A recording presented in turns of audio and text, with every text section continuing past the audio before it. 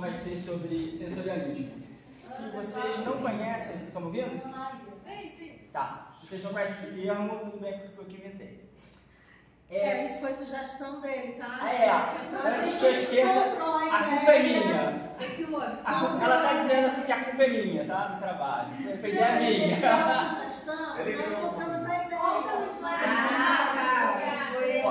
Falando no primeiro slide, esse é uma... Peraí, Cláudio, calma aí. Vai. Começando, essa é uma Peppa fotofóbica, em homenagem à ideia do sensorialismo. Já para passar um pouco da ideia do que é isso.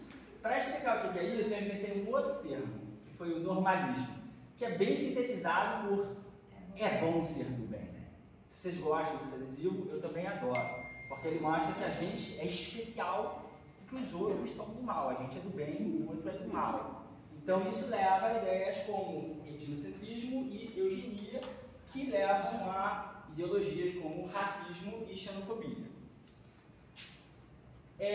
Seguindo nessa ideia de coisas que inspiram a ideia do sensorialismo, a gente pode pensar no próprio capacitismo, que é a ideia do preconceito que existe com pessoas com deficiência. Pode ser o surdo, o cego, o deficiente, que de alguma forma a gente tenta enquadrar para que eles fiquem mais parecidos com as pessoas normais. Por fim, eu invoco aqui a ideia da cama de Procusto, que é uma ideia da mitologia grega, em que o Procusto, essa figura aqui, convidava uma pessoa para ir para a casa dele, jantava, depois de jantar ele colocava a pessoa na cama e a pessoa tinha que caber na cama. Como vocês podem ver aqui o sofrimento desse pobre sujeito que não está cabendo na cama, ele vai ter suas pernas cortadas para caber na cama. Essa analogia eu estou trazendo para dizer que é exatamente isso que fazem com as pessoas que têm os seus sentidos alterados.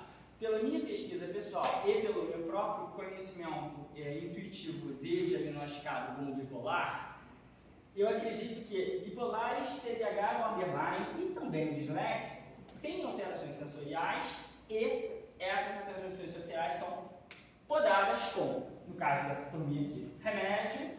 O disléxico escapou um pouco, porque ele vai ter uma lavagem cerebral lá para ficar igual aos outros, mas não vai ter a questão do remédio em princípio.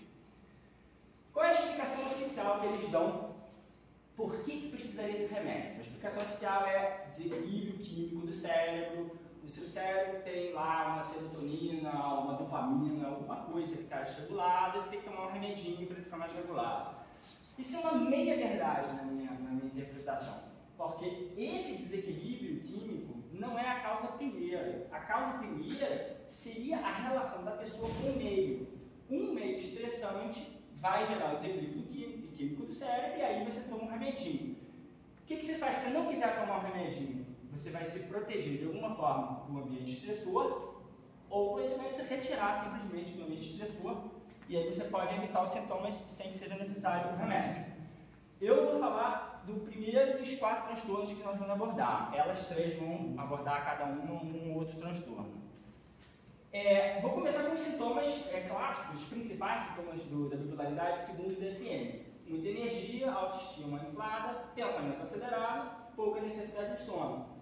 Não é uma lista de feira, está tudo interligado. Inclusive, a própria pouca necessidade de sono está ligada com esse estado excitado, acelerado, quase que permanente. O que eu proponho? Eu proponho que esses sintomas vêm de certas coisas que estão acontecendo. Eles não vêm do limbo, não é o cérebro que está com defeito e acontece essas coisas. Em primeiro lugar, é o metabolismo acelerado, que é uma coisa que eu não vou explorar aqui.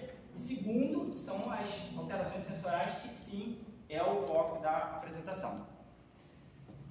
Para corroborar isso do ponto de vista estatístico, eu encontrei um artigo que diz, só botei esses 2 dados no artigo, nessa minha parte, que sentem alterações nos sentidos primários, 82%. Você encontra um bipolar aleatório na rua, pergunta se tem alterações, 4 em 5 vão dizer sim, eu tenho, quando eu estou em hipomania ou mania. No caso da depressão, cai um pouco, 65%, mas continua sendo um número bastante expressivo. Agora, falando da minha própria experiência pessoal, eu acho que existe uma certa amplificação dos estímulos. Um grito é recebido como se fosse uma facada, um empurrão como um soco, um tapa como um tiro, um debate deboche como uma humilhação e um elogio como uma condecoração. Quer dizer, essas amplificações não são só negativas, não. Quando você tem uma coisa legal acontecendo, você acha que exorbitante, maravilhoso. Para transmitir ainda melhor essa ideia, eu fiz uma poesia e vou recitar aqui para vocês. No mundo de um bipolar, difícil é comunicar. O susto é de desesperar, o imprevisto de se revoltar. O frio parece polar, o vento parece cortar. A dor parece matar, a cor me faz viajar. O tapa me leva a surtar, carinho me leva a sonhar. O som é de atordoar, a luz parece cegar. Finalmente, tem um slidezinho que conseguiu falar sobre educação para a felicidade da Terezinha, que é o seguinte, eu acho...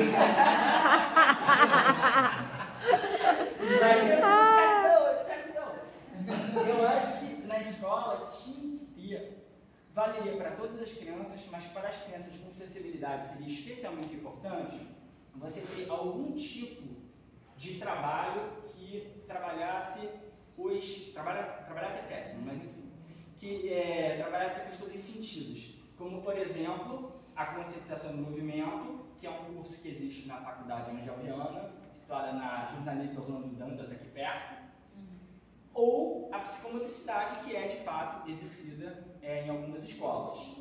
Então ficou só um slide muito tímido, porque eu achei que era muito mais importante nesse caso caracterizar um problema que eu estou propondo do que apresentar soluções que não existem. Isso aqui é tudo especulativo, então não tem como fazer muita pesquisa em relação a como lidar. Eu acho que o primeiro passo é você conscientizar essas crianças de que elas são diferentes, elas não têm uma doença, um transtorno, elas têm uma diferença e, tipo, o que você vai fazer com essa diferença? Tomar remédio é uma opção? Você quer tomar remédio? Você quer ser que nem os outros? Você quer perder a sua capacidade de ter mais sensibilidade? Beleza. Você não quer? Tem alternativas. E agora, dislexia com o pai.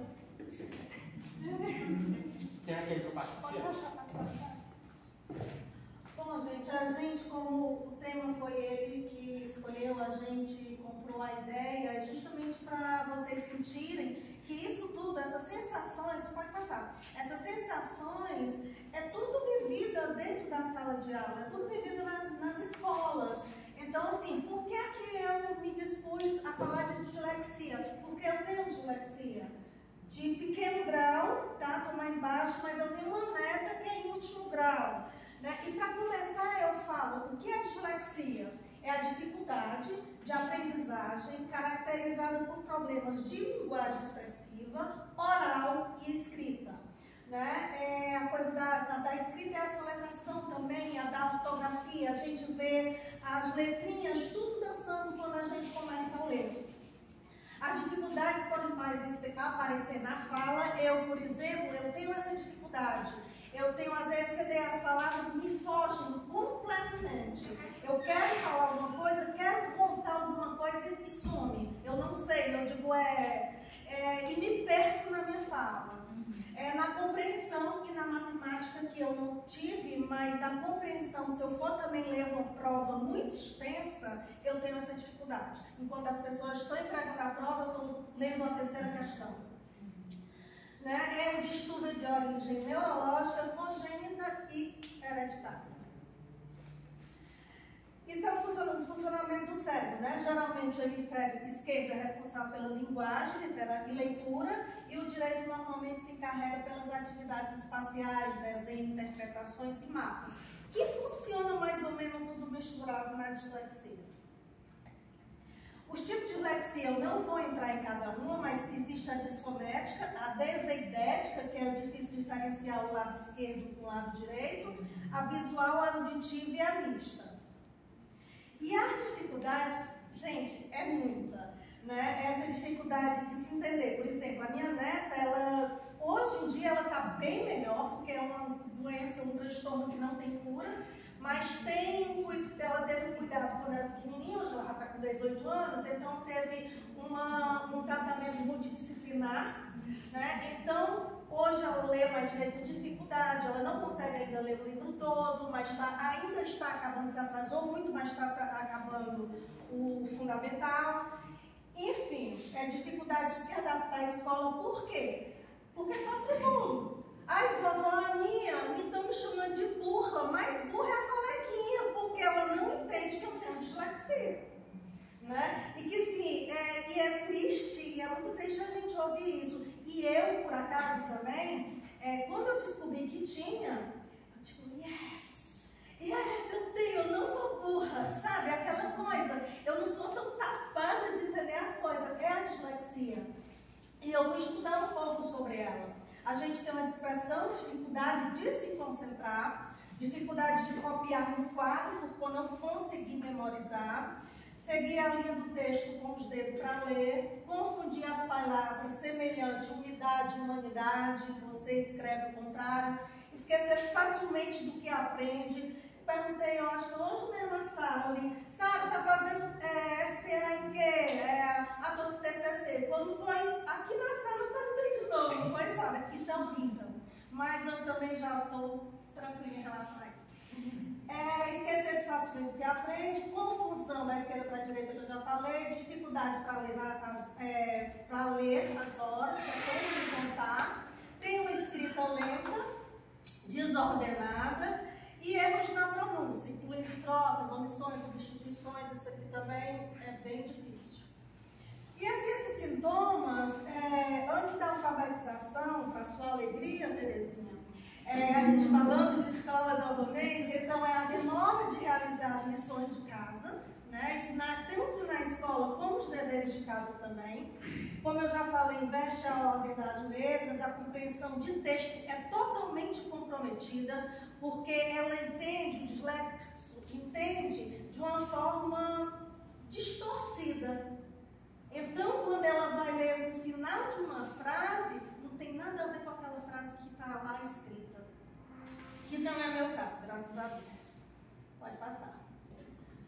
Dificuldade na discriminação de letras cujo som é semelhante.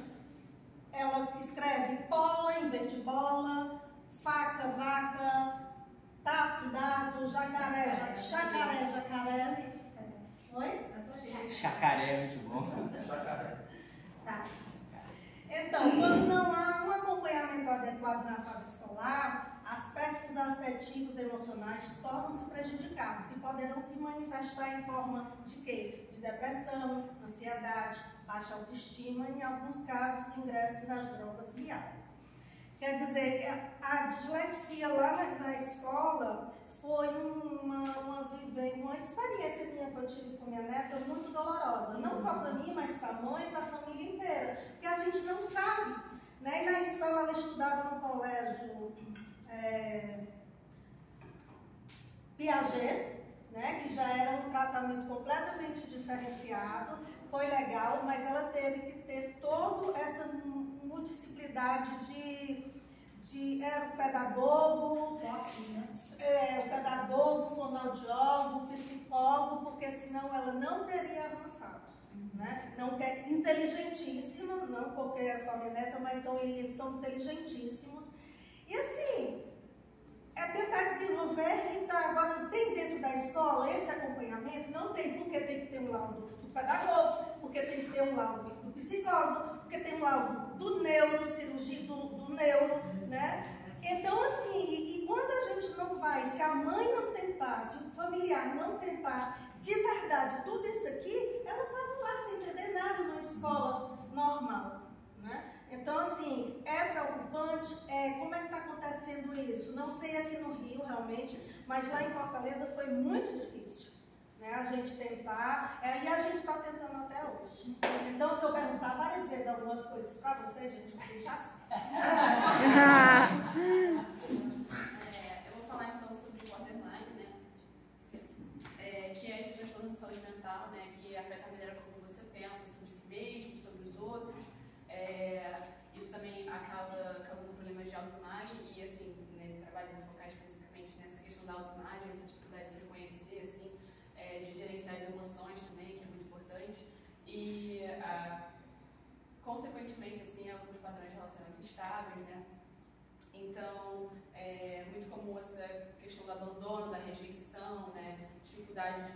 ficar sozinho, e mesmo que exista o desejo de ter esses relacionamentos não necessariamente amorosos, mas duradouros, assim, existe essa dificuldade maior.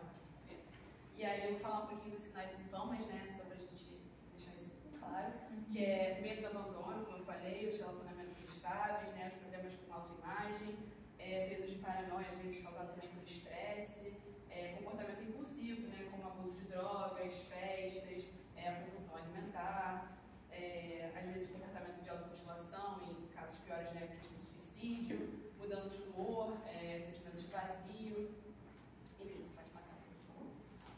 E aí, eu vou falar assim, por que o borderline o que torna ela única, né? Eu acho que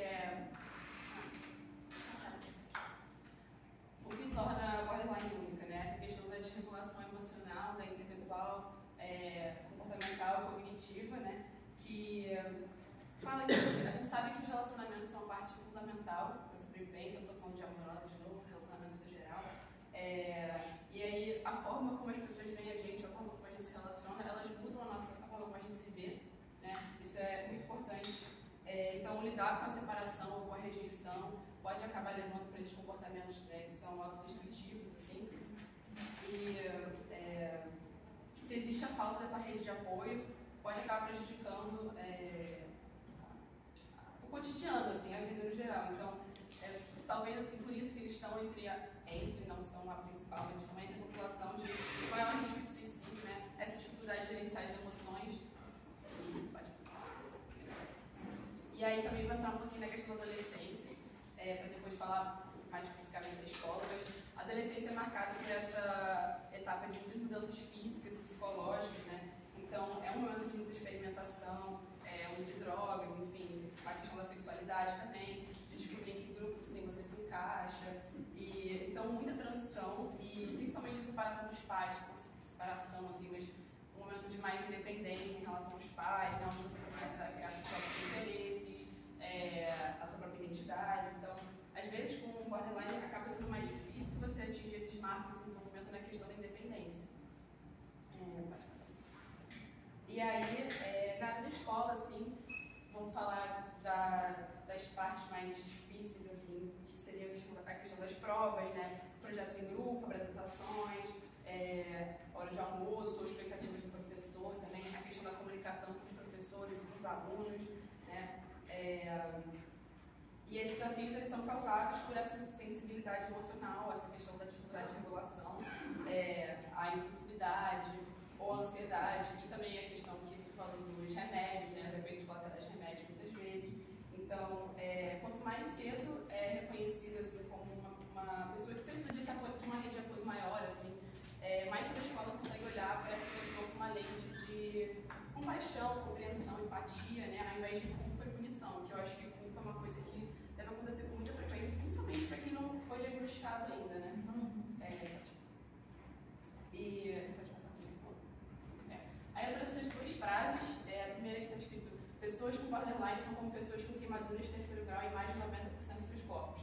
Sem pele emocional, eles sentem agonia ao menor toque ou movimento.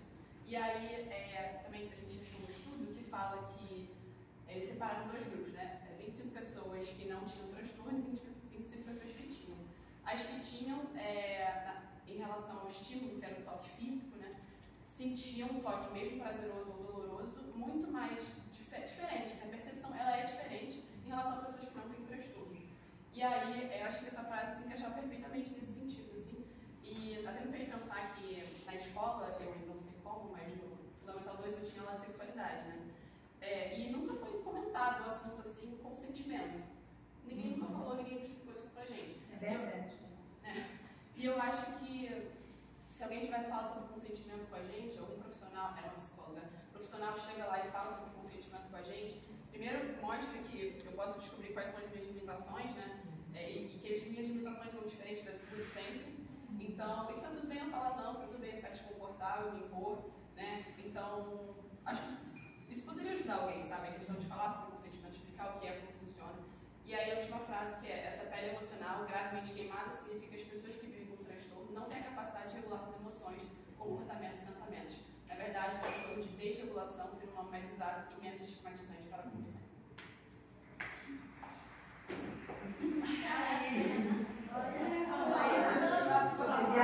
Eu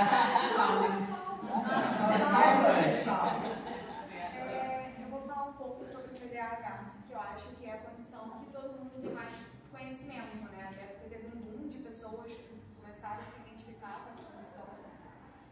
E, assim, é o mais mainstream do momento. O TDAH é sensações, que o nosso trabalho é sobre sensorialismo, né? Designado pelo Cláudio. E eu queria falar um pouco sobre essa questão, acho que tem até uma colega que pensa, né? Então, eu também tenho, então não sei se vai ser a mesma coisa, porque tem diversos tipos. Agora, focando um pouco nessa parte de sensação, pelo menos para o TDAH, uma coisa que eu achei interessante, e eu não vi muita pesquisa no Brasil sobre isso, mas eu vi alguns artigos na gringa, quantas crianças com problemas de sensação, tipo, de processamento sensorial são confundidos com TDAH.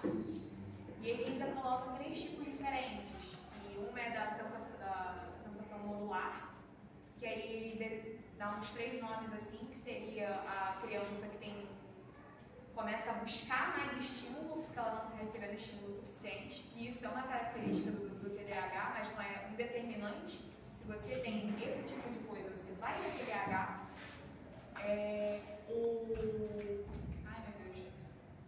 O que evita, que ele literalmente vai ver um negócio ali pra ele, não tá ali, então não existe pra ele não tá percebendo aquilo. E o que realmente vai evitar, que realmente vai ter alguma coisa, ele vai evitar exatamente aquele tipo de coisa. Tipo, um barulho alto, ele vai tampar o ouvido, um alto esforço, ele vai tampar o olho. Isso às vezes classifica até no espectro autista. E na verdade não é uma pessoa no espectro autista, uma criança no caso, geralmente, que estava sendo objeto de estudo, que simplesmente tem problema de processamento sensorial. Tem também a criança que ele coloca como o desastrado, que ele vai ter problemas motores, então ele vai tropeçar, vai cair. E isso também é um problema de processamento sensorial. E vai ter o que tem um problema de discriminação. Toda vez que ele vai fazer uma tarefa, na cabeça dele vai ser como se fosse a primeira vez. E não é um problema de memória, é que realmente ele não consegue fazer aquela discriminação de esse é o melhor jeito de pular, esse é o melhor jeito de fazer isso. Para ele sempre vai estar fazendo aquilo como se fosse a primeira vez. E muitas dessas coisas, embora sejam comuns em quem tem TDAH, não necessariamente vai ser um indicativo. Agora, é mais comum pessoa com TDAH. Inclusive, grande parte do pessoal que tem algum problema de processamento sensorial acaba sendo uma pessoa com TDAH. Isso é um dado que eu também não sabia.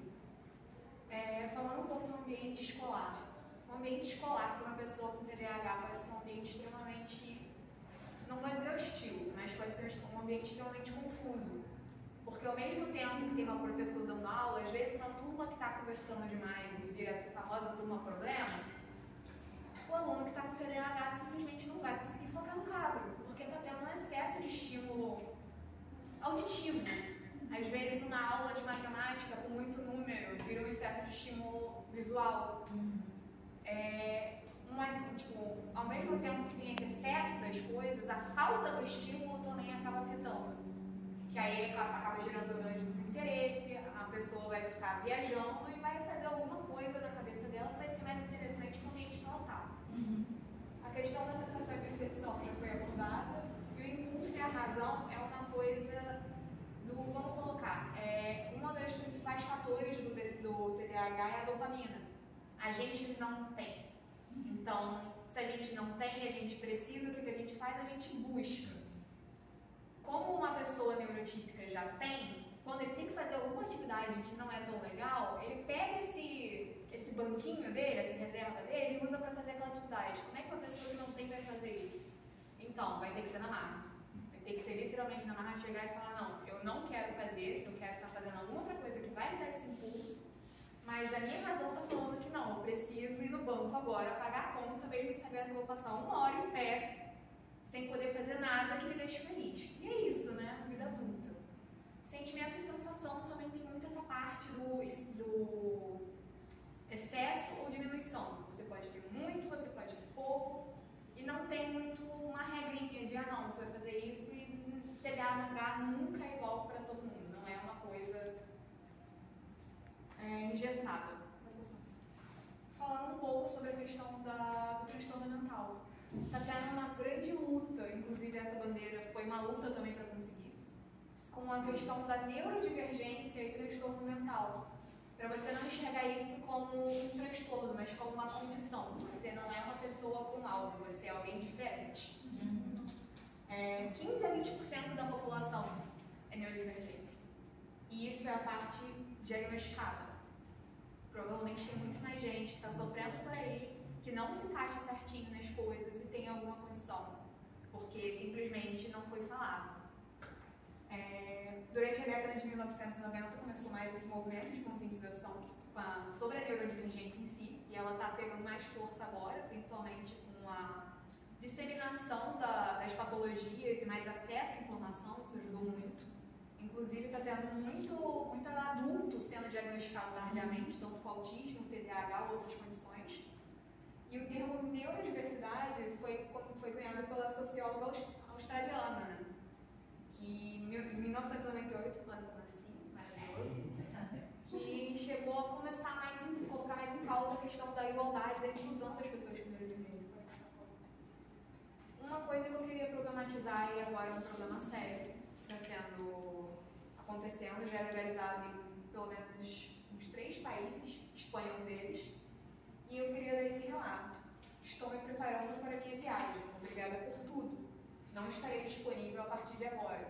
Em janeiro de 2018, Aurélia Brouwers, uma holandesa de 29 anos, que na Holanda isso é legal, escreveu a frase assim em sua página no Facebook. 4 horas depois, ela deitou-se em sua cama e, rodeada por seus amigos, bebeu um composto tóxico prescrito por seu médico para morrer. O que é a lei da eutanásia psiquiátrica? Que não é exatamente esse o nome. Se você tem alguma condição que te gera sofrimento psíquico e não tem cura e você considera que a sua vida está insuportável, você pode pedir essa eutanásia. Então, pessoas com borderline, pessoas com bipolaridade são principalmente muito alvos disso. TDAH não é tão comumente aceito para passar pelo procedimento de eutanásia psiquiátrica, mas é um problema que está sendo enfrentado por muita gente. Porque passou a ser um problema que a pessoa olha e fala, ok, não tem nada que podemos fazer por você. Se você quiser, se mata aí. E isso é um problema seríssimo. Porque o mundo está extremamente hostil. Pelo menos para esse tipo de condição. Pode passar um pouco. E eu queria também terminar com essa frase do Nietzsche, maravilhoso. E aqueles que foram vistos dançando foram julgados insanos, porque ele não escutar a canção. E esse foi o nosso trabalho sobre sensorialismo.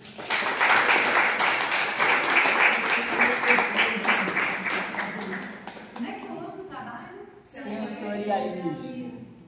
Anota aí, anota aí. Não, tem um monte de coisa, mas tem que procurar. Sensorialismo.